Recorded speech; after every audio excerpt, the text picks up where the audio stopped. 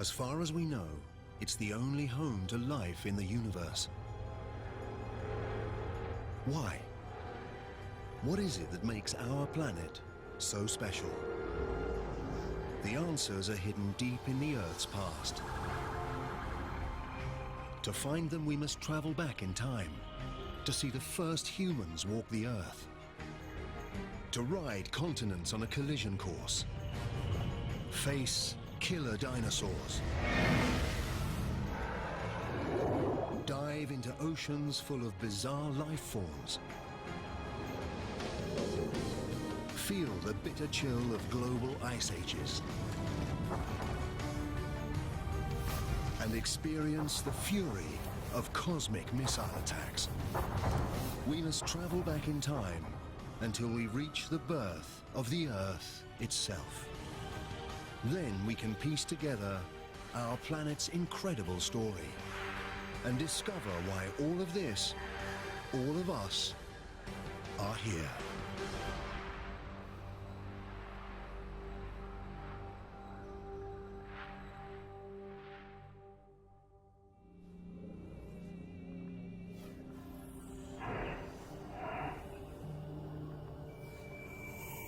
Our journey starts almost 5 billion years ago. But this can't be right. There's no sign of our beautiful blue planet. Just a newborn star, our sun, surrounded by all this dust. We've arrived too early, before the Earth has even formed.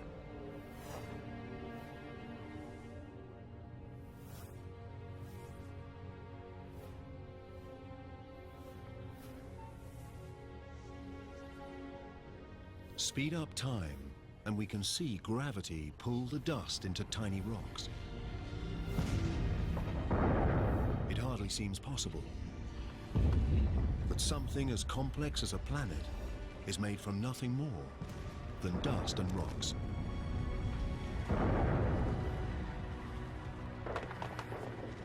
Over millions of years, gravity pulls these rocks together to form the Earth. One of at least 100 planets circling the sun.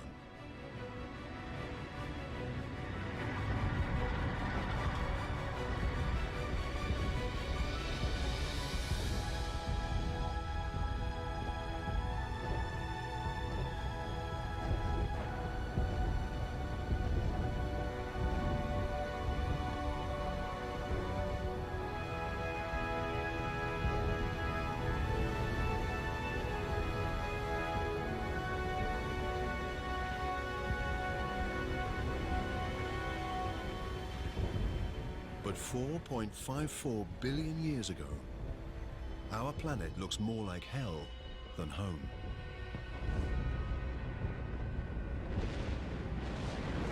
Up close, the temperature is over 1200 degrees Celsius. There's no air, just carbon dioxide, nitrogen, and water vapor. It's so hot, so toxic, that if we got any closer, we'd be incinerated and suffocated in seconds. The newborn planet is a boiling ball of liquid rock. There are virtually no solid surfaces, just an endless ocean of lava.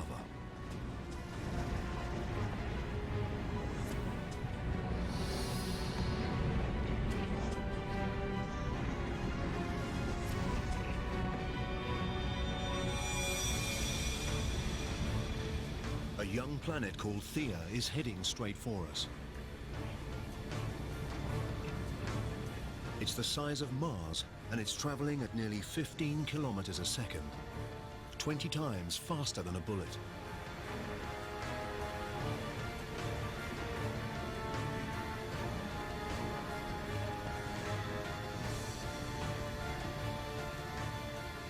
The intruder's gravity is distorting the Earth's surface.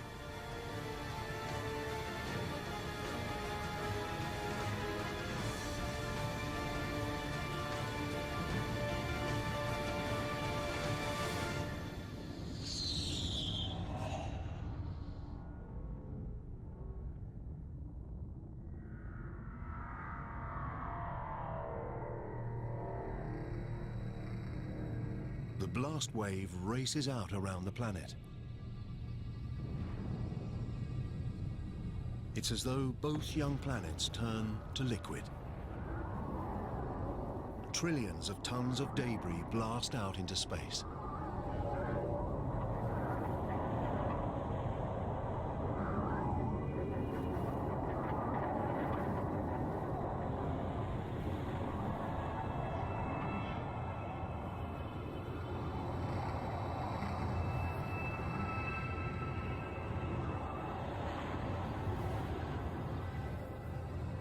But over the course of just 1,000 years, gravity works its magic and turns the rubble into a ring of red-hot dust and rock that circles the Earth.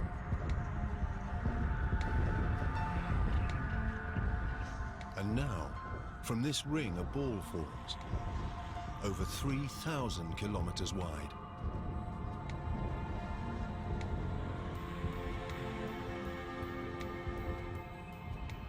We're watching the birth of our moon. It's much closer than the moon we recognize. Just 22,000 kilometers away, instead of about 400,000 kilometers.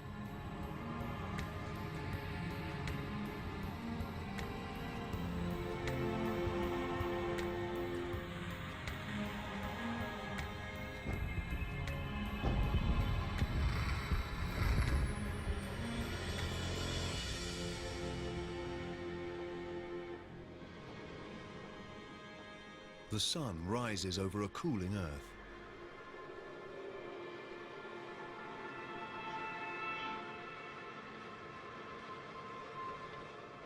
And sets just 3 hours after it rises. The impact has set the Earth spinning so fast that an entire day lasts just 6 hours. The days may pass quickly, but the Earth changes slowly. To understand the making of our planet, we need to fast forward through millions of years.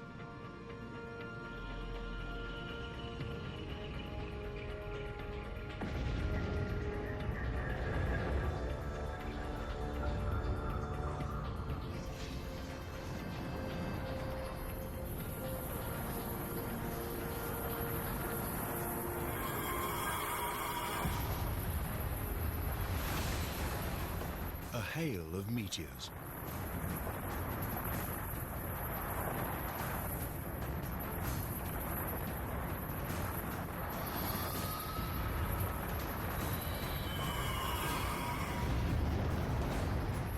$3.9 billion years ago, and we're under attack from debris left over from the solar system's formation.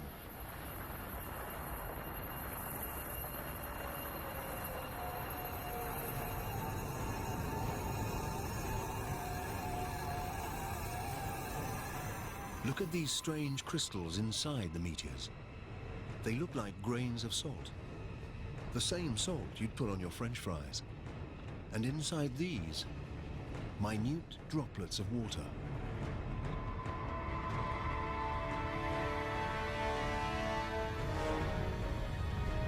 It seems these deadly missiles could contain the vital ingredient for life on Earth.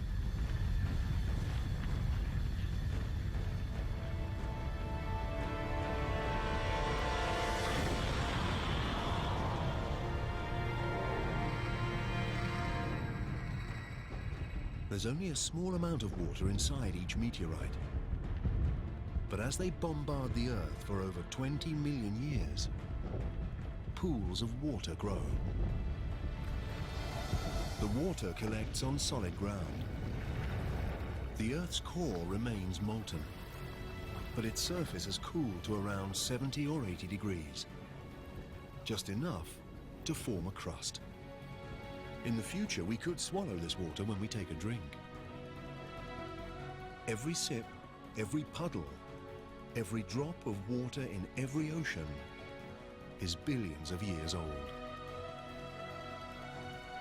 And it may have traveled millions of kilometers to reach us, carried inside a meteor.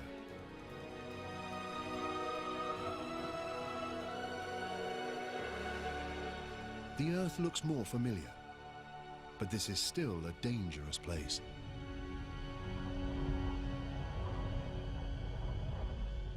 This wind is as fast, perhaps faster than the most destructive hurricane.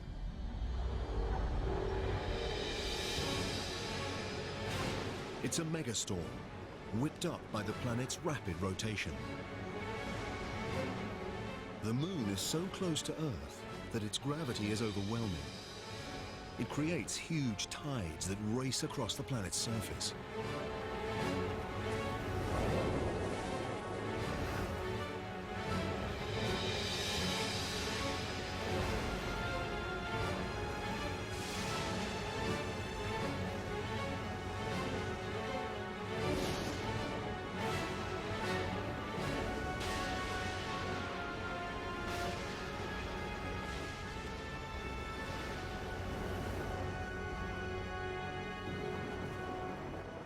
But over time, the moon moves away. The waves calm, and the planet spins slower.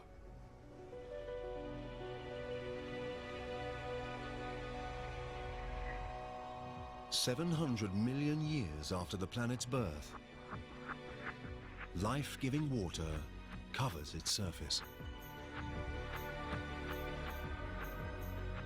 But not just water. There's something else down there. Tiny islands. They seem to have appeared from nowhere.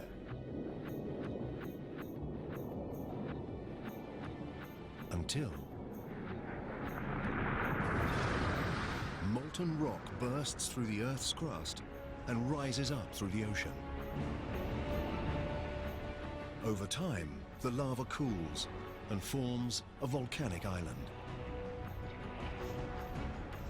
This is how these islands formed. In the future, they will join together to form the first continents.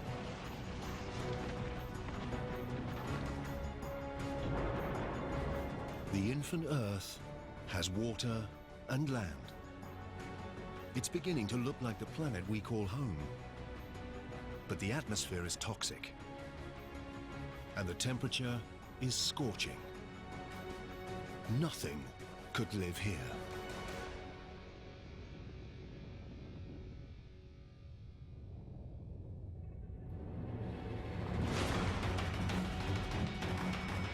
Meteors. They've been raining down since the planet's formation. But now, 3.8 billion years ago, the assault has entered a violent new phase. Something has disturbed the orbits of these meteorites. They already brought water to the planet, but they're carrying something else too.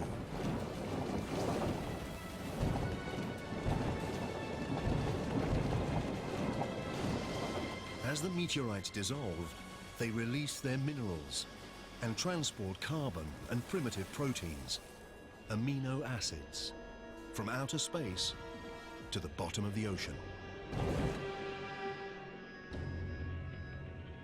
It's dark. The sun's rays can't reach beyond 300 meters, and it's close to freezing.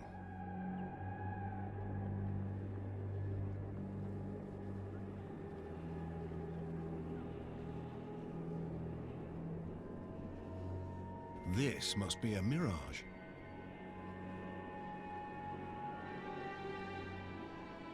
A city of underwater chimneys.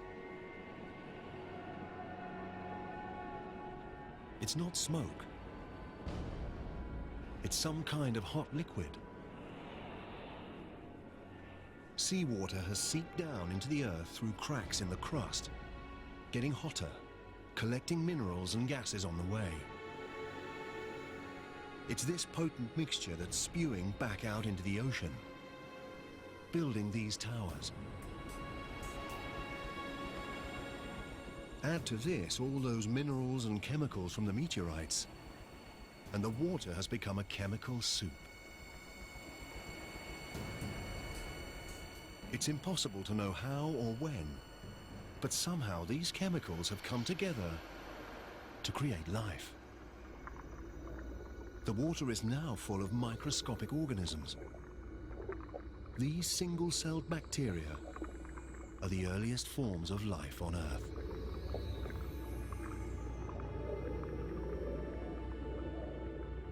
This is a defining moment in the making of the planet. Microscopic life is underway.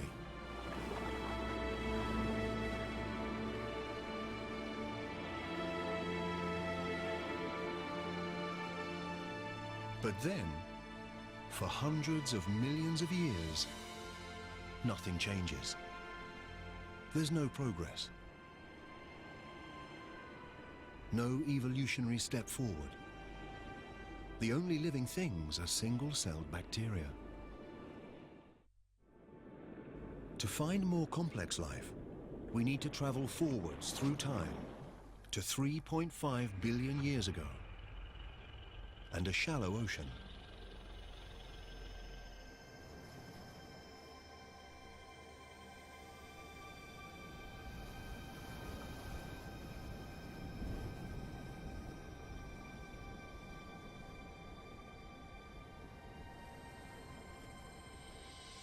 These look like rocks,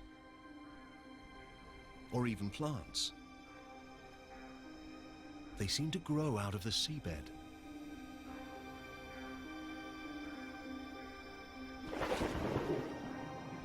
Each is a mountain of living bacteria, a colony called a stromatolite.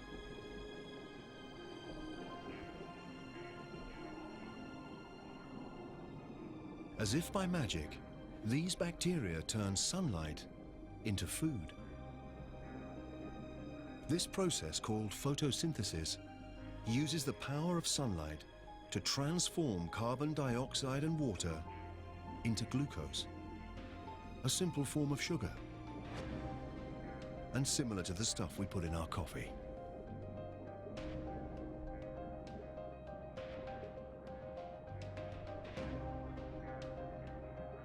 And this magical transformation releases a byproduct, a gas called oxygen. Underwater, the stromatolites slowly fill the oceans with oxygen.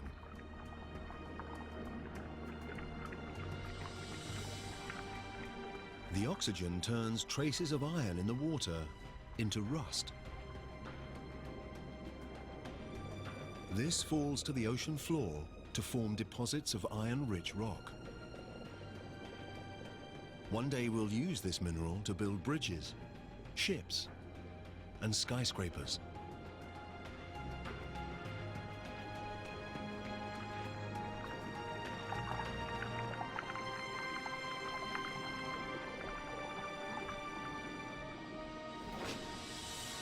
Above the waves, the oxygen transforms the atmosphere. These stromatolites are creating the single most important element for life on Earth. Without them, virtually every living thing wouldn't exist. When we take our next breath, we're doing it thanks to these colonies of ancient bacteria. Over the next 2 billion years, oxygen levels continue to rise. And as the planet's spin slows, the days get longer.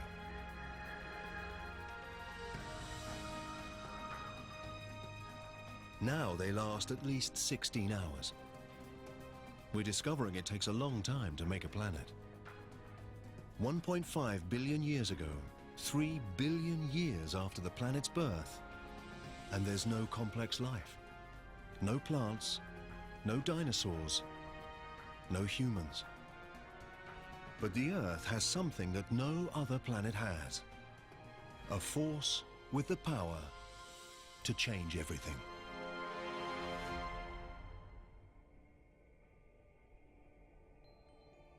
Our planet, a beautiful blue ball, dotted with volcanic islands. 1.5 billion years ago, it's home to primitive life.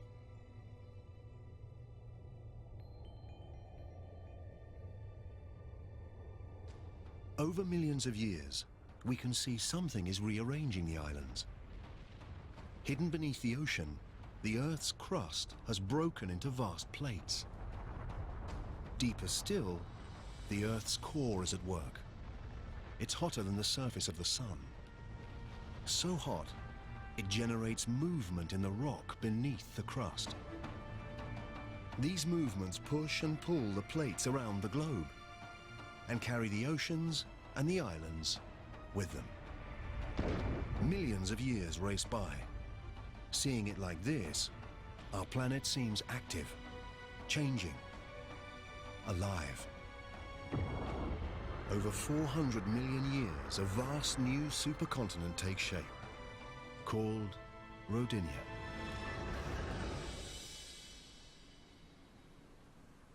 In the shallow waters around Rodinia, stromatolites have been working their magic for over 2 billion years, pumping oxygen into the atmosphere. The temperature is 30 degrees Celsius, and the days are 18 hours long.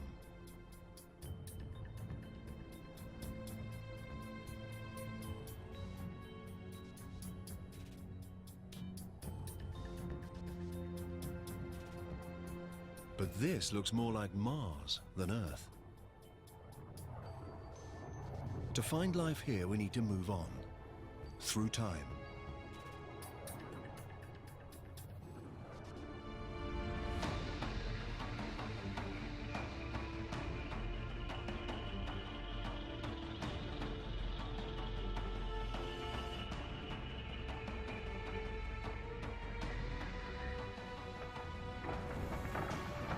The state of Washington,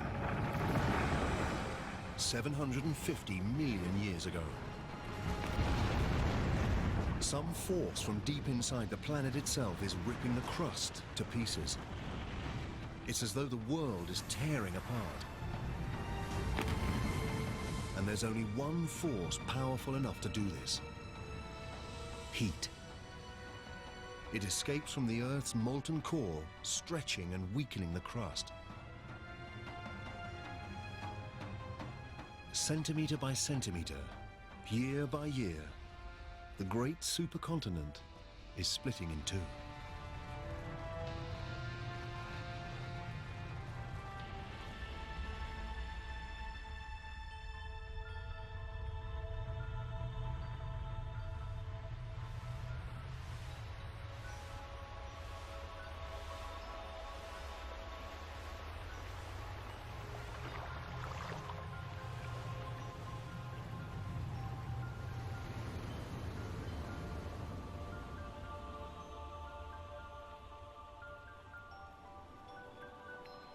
The intense geological activity has spawned a mass of volcanoes.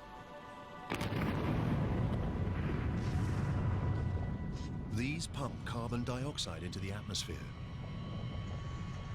There's smoke and gas everywhere.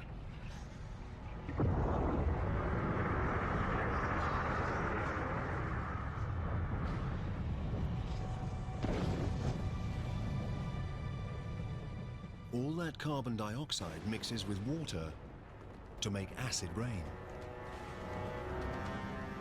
The rocks absorb the acid rain, including its carbon dioxide.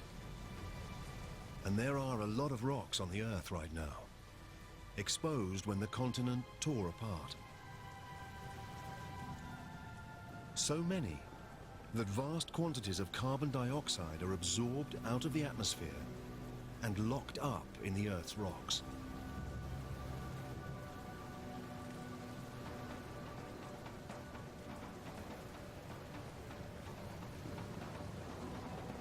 There's not enough carbon dioxide in the atmosphere to trap the sun's heat around the planet.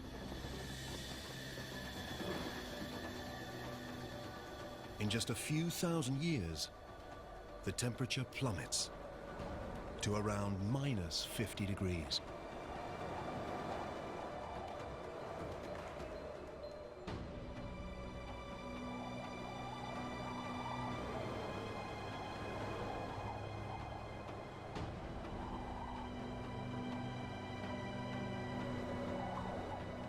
This frozen wasteland is southern Australia, 650 million years ago. It's the start of what some scientists call Snowball Earth, a period they believe to be the longest, coldest ice age ever to grip the planet. A vast wall of ice, thousands of meters high. The ice is unstoppable. The more ice there is, the more sunlight it reflects away from the planet, and the faster the ice spreads. And there's a second ice sheet, just as high. The two sheets spread away from the poles towards each other to meet at the equator.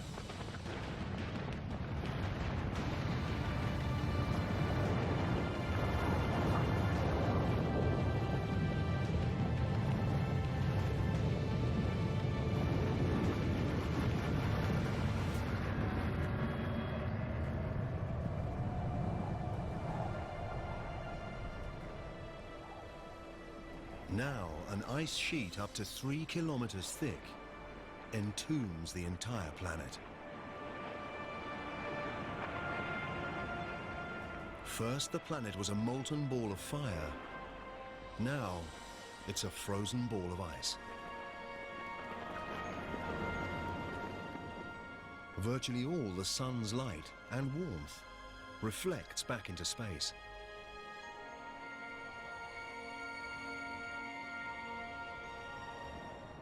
But it can't last forever. Something must release the Earth from this frozen prison. And when it does, who knows whether life will have survived beneath the ice? The surface is frozen, but the core is still hotter than the sun's surface.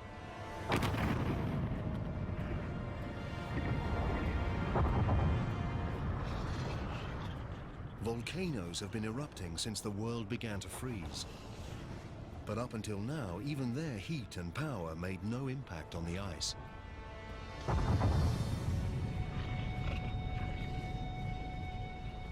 Volcanoes pump out billions of tons of carbon dioxide. Before the big freeze, the Earth's rocks absorbed most of the CO2. But now, with the rocks smothered in ice, there's nothing to absorb the gas. So it fills the atmosphere.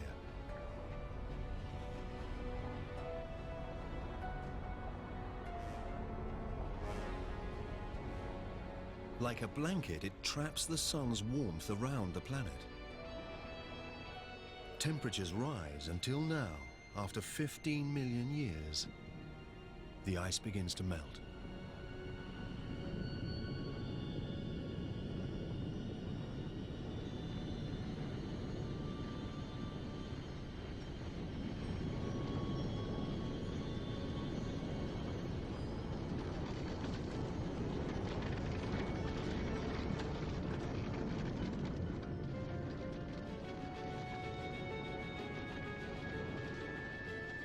It's thought that during Snowball Earth, the ice pushed the crust down.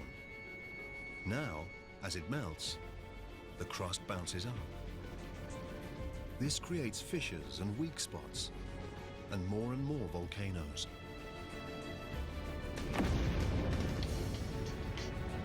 These volcanoes release more carbon dioxide and push the temperature up even higher. The melt gathers momentum. Oxygen levels rocket. Through a series of chemical reactions, the ice has created oxygen. While the planet was frozen, ultraviolet rays reacted with water molecules in the ice to produce a chemical rich in oxygen. Hydrogen peroxide, the same chemical that bleaches hair.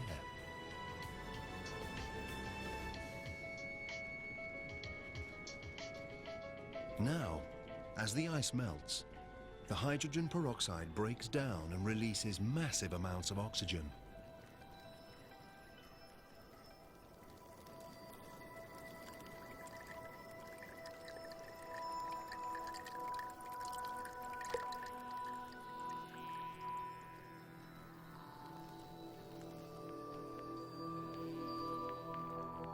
The Earth is waking up. And it's a very different place.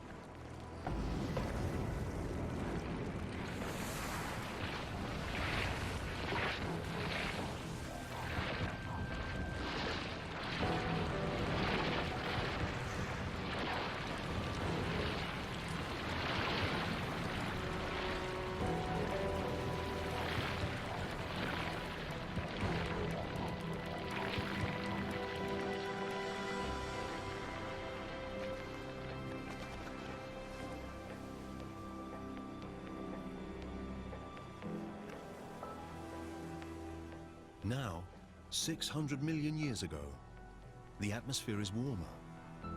It feels like a summer's day. And the days are about 22 hours long.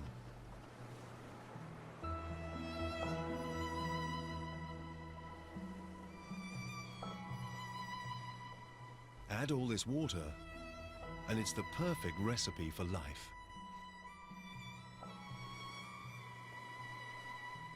Before Snowball Earth, primitive bacteria had emerged in the oceans. But surely they couldn't have survived an ice age 75 times longer than the entire span of human history. If something has survived, then our best chance of finding it is where we last saw life, in the ocean.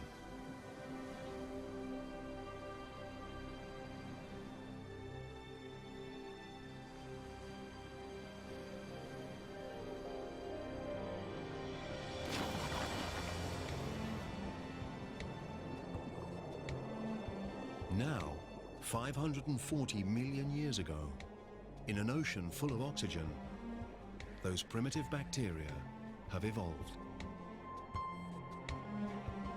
A handful must have clung on through the big freeze. There are plants everywhere. And something else. It looks like some kind of armored slug. It's called Wiwaxia. It's one of a new generation of complex multi-celled organisms.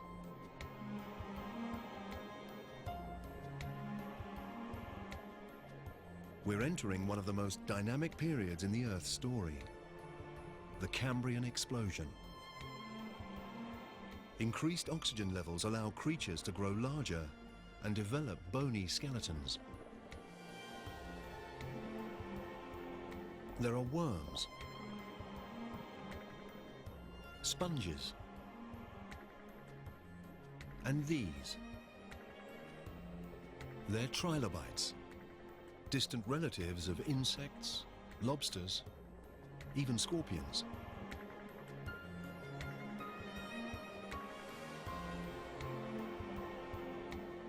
Life in the oceans is blossoming.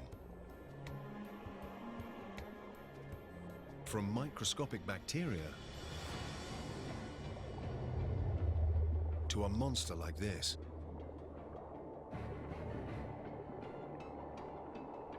This is Anomalocaris.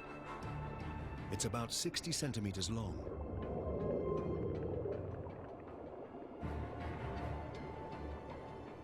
Look at its large eyes, its razor-sharp teeth and grasping limbs.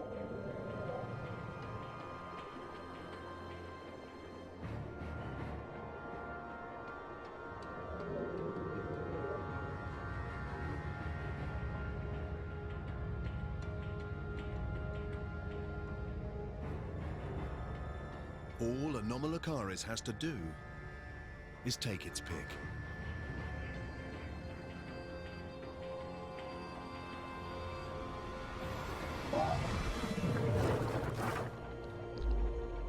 The trilobite can't right itself. Its soft belly is exposed.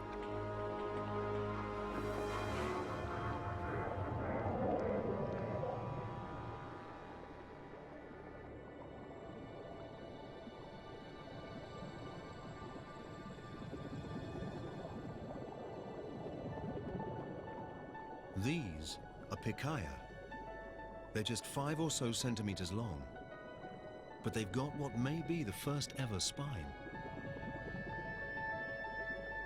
Over millions of years, this simple structure will evolve into the spine that keeps us standing erect.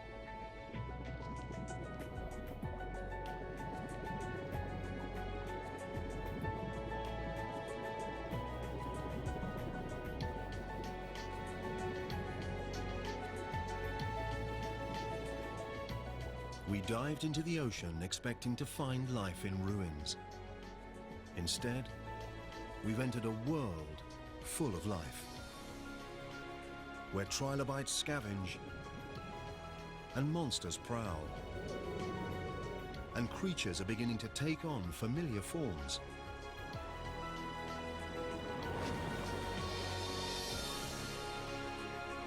Beneath the waves, there are already tens of thousands of plant and animal species. The advance of life seems unstoppable.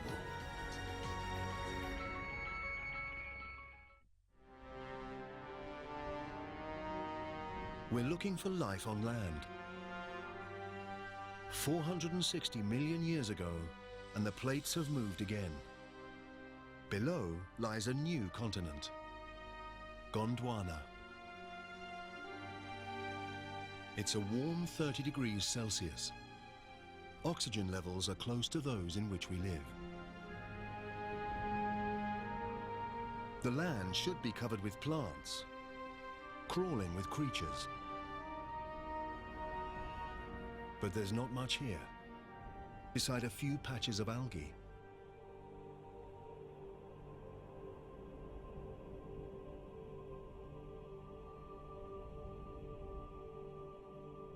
There's only one explanation: the sun. It blasts the surface with deadly radiation. The complex life we've seen in the ocean doesn't stand a chance on land. But 50 kilometers up, where the rays enter the Earth's atmosphere, something strange is happening. When oxygen meets the sun's radiation, the oxygen turns into another kind of gas, called ozone. This gas forms a blanket around the planet. This ozone layer absorbs the lethal radiation. Over 120 million years, the ozone layer gets thicker and stops more and more radiation from reaching the Earth's surface. Without this layer, life on land simply wouldn't exist.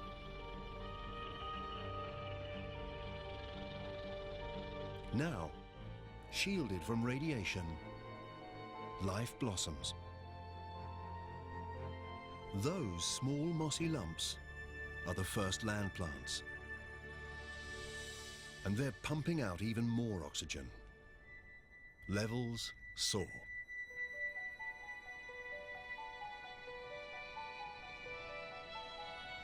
$375 million years ago.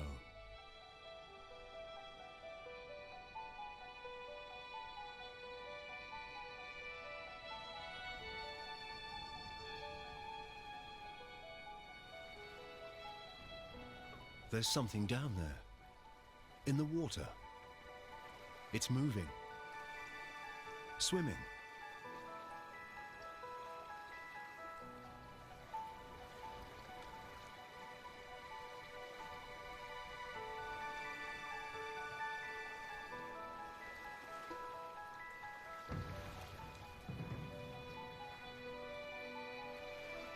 It's a strange fish called a tiktaalik.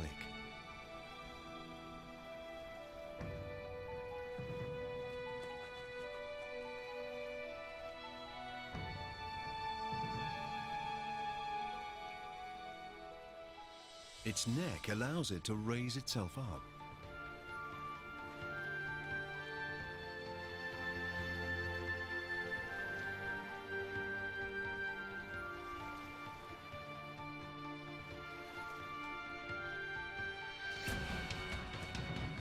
It uses its fins as if they're legs.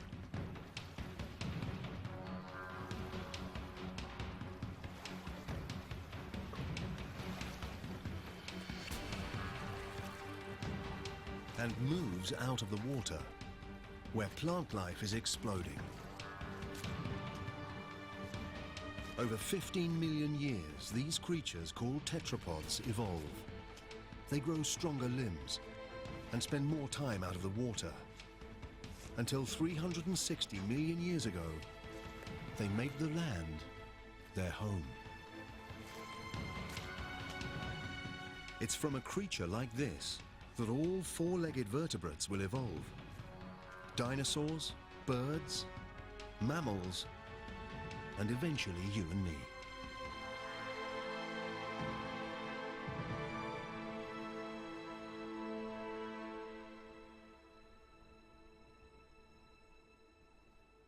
Everywhere we look, there are mosses and ferns, some at least 30 meters tall.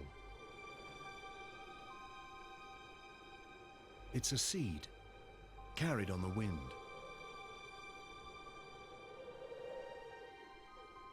Until now, plants reproduced using spores, single-celled particles that need plenty of water to survive and grow. But this seed is kilometers from water. This embryonic plant has its own on-board food and water supply. Unlike a spore, this seed can survive far from water for months, even years.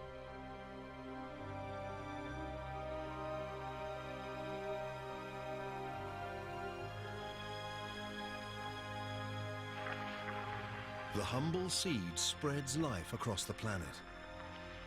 And all these trees and plants pump out even more oxygen.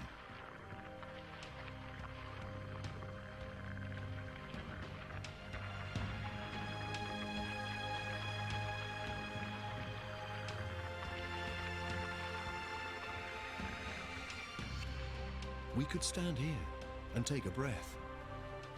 We could live here right now.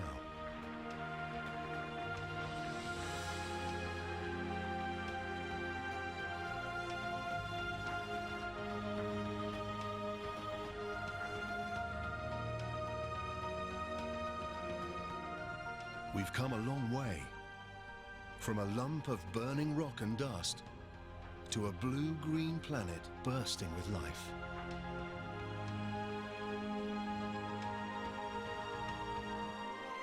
There are still no humans, but there are fish, plants, and this.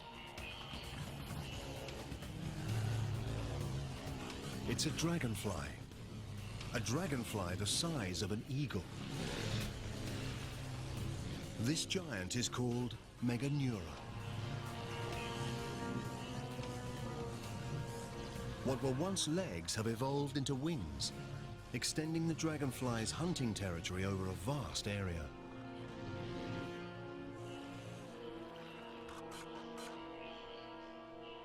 There are millipedes, spiders, all sorts of bugs down there.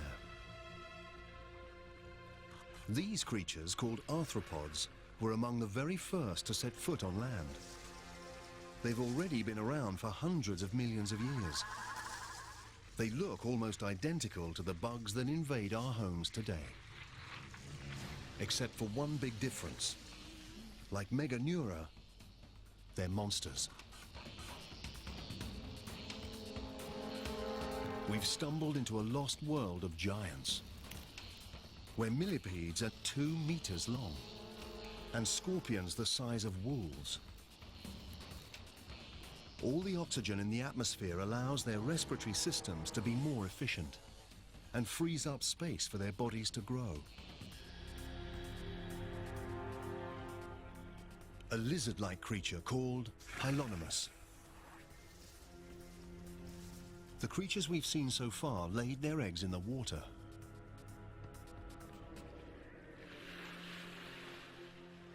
But these eggs contain all the water and nutrients the developing Hylonomus needs.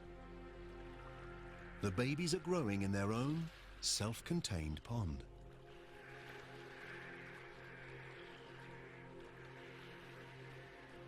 The egg is a major evolutionary breakthrough.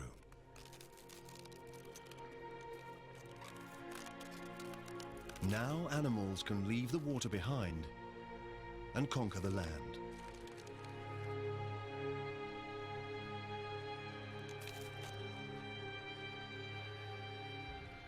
This baby Hylonomus will lead the advance. It's a new kind of creature, a reptile.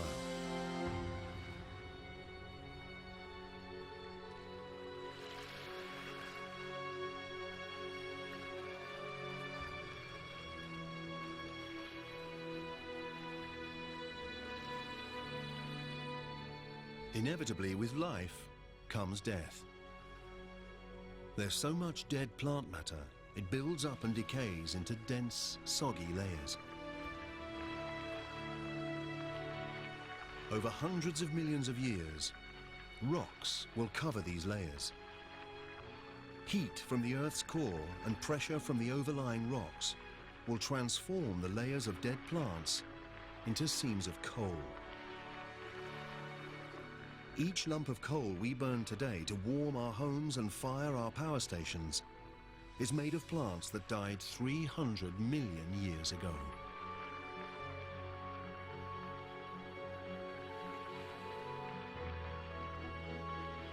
Amidst the decay, hidden from sight, life is stirring. Soon seeds will germinate, plants will grow, and this wasteland will live again. Life seems to have conquered the planet.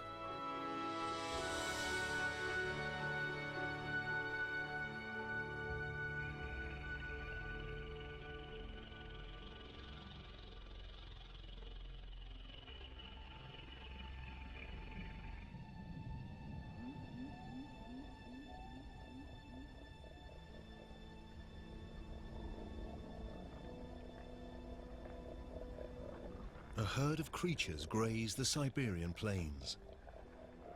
They're not dinosaurs. They won't set foot on Earth for at least another 20 million years. But they're big. Evolution has taken a huge leap forwards. The small lizards we saw earlier are now giant reptiles. These are scutosaurs, the distant relatives of turtles. They're plant eaters.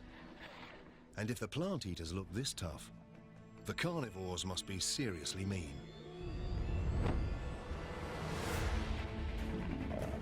It's a gorgonopsid, a perfectly engineered prehistoric killing machine.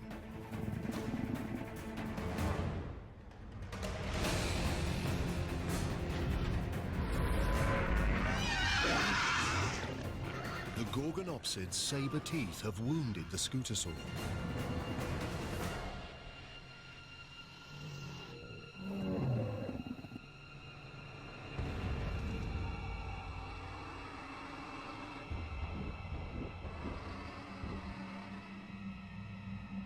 The predator is watching as its prey grows weak from blood loss.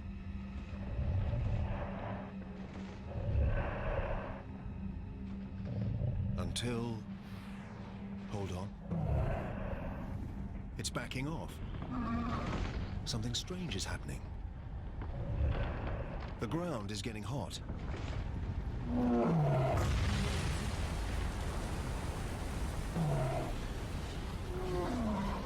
There must be enormous pressure beneath the surface.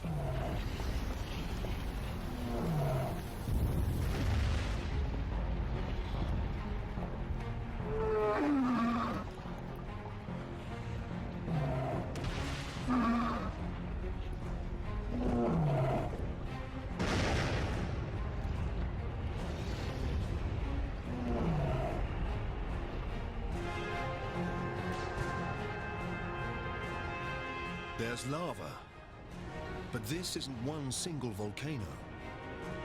The entire landscape is erupting. It's a flood basalt eruption. A massive plume of mantle is rising up from deep inside the Earth, pushing molten rock out through fissures in the Earth's crust.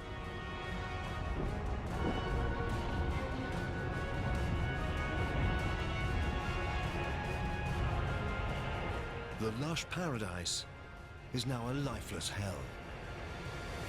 The scutosaurs and the gorgonopsids are dead. They're the first casualties in the greatest mass extinction the world has ever seen. The Permian extinction.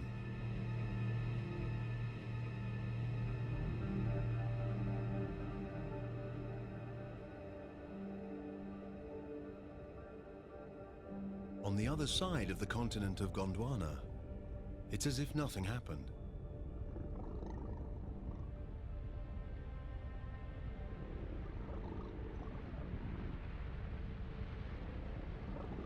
Snow. But the temperature is about 20 degrees Celsius. It's not snow, it's ash.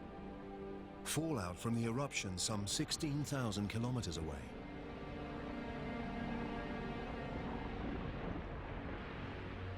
The ash burns, suffocates, and kills animals around the world.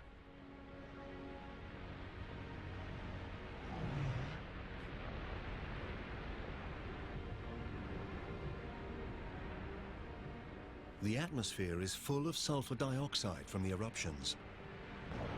As it rains, the gas turns to sulfuric acid and burns everything it falls on.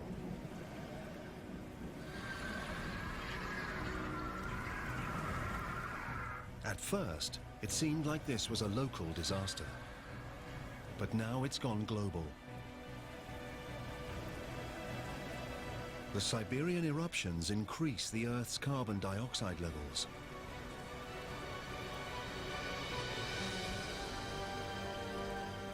The atmosphere gets hotter. Water evaporates. Vegetation dies. We thought life had finally found a foothold.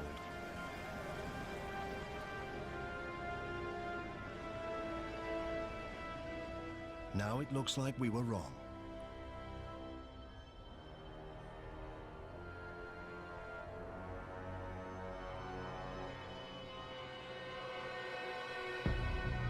There are no signs of life on land, but in the oceans, this can't be right. The oceans are turning pink.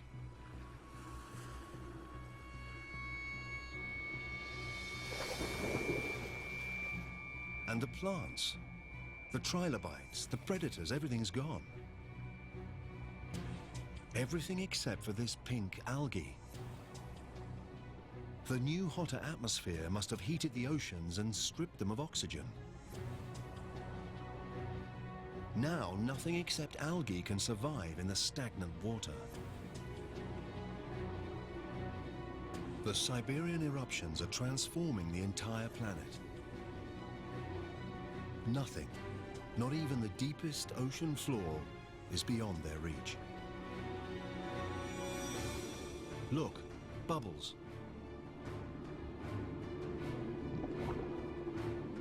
But it's not oxygen, it's methane, escaping from vast pockets of methane gas beneath the seabed.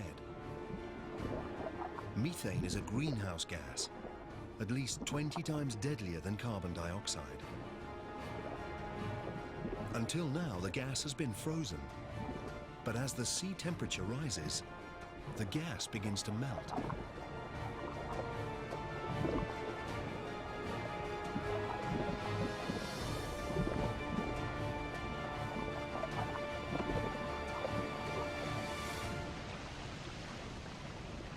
Released into the atmosphere, this powerful gas pushes up temperatures even further, up to almost 40 degrees, 6 degrees hotter than before the Siberian eruptions.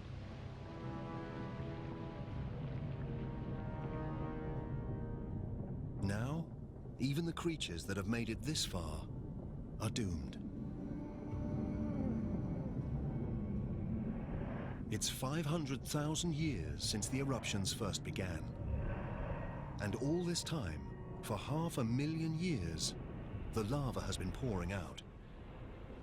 By now, it covers an area the size of the United States. with a layer of molten rock nearly 6 kilometers deep.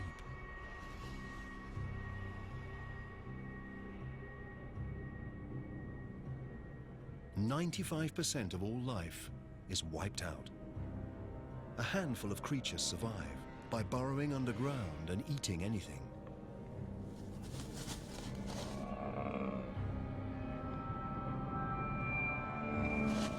But everything else is dead. 250 million years ago, we're back where we started, on a lifeless planet. Almost.